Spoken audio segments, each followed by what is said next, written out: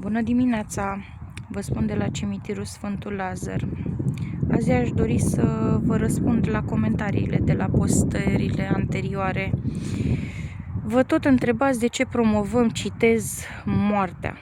Noi nu promovăm moartea, noi promovăm cimitirul Sfântul Lazar, deoarece de cele mai multe ori evenimentele fericite le putem programa. Însă, din păcate, evenimentele nefericite sunt imprevizibile și ne iau de cele mai multe ori pe neașteptate. Eu mai degrabă cred că venim în ajutorul celor care trec printr-un moment dificil. Sunt persoane care poate și-ar dori persoanele dragi mai aproape. Câți dintre noi nu avem persoane dragi, părinți, bunici, rude înmormântate în satul natal? De câte ori ajungem să le aprindem o lumânare? De 2 ori pe an, poate, maxim. De sărbători, nu? De aceea promovăm cimitirul Sfântul Lazar. Ne dorim ca cetățenii Craiovei și nu numai să știe că există și o altă alternativă. Un alt aspect pe care aș vrea să-l abordăm este, citez, sunt prețuri exagerate.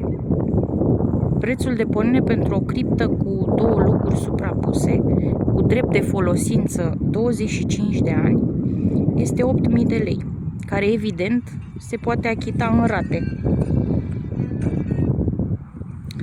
Iar contractul de concesiune se face prin notariat.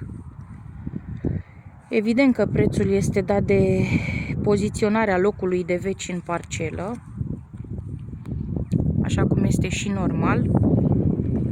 Cimitirul dispune de o parcare generoasă, 4 capele, oferim servicii diverse, avem colaboratori care se ocupă de absolut tot ceea ce înseamnă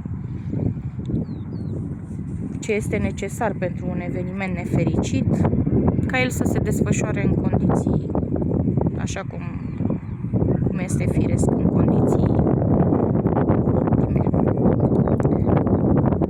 Așa că vă las pe dumneavoastră să trageți concluzii. Dumnezeu să vă binecuvânteze.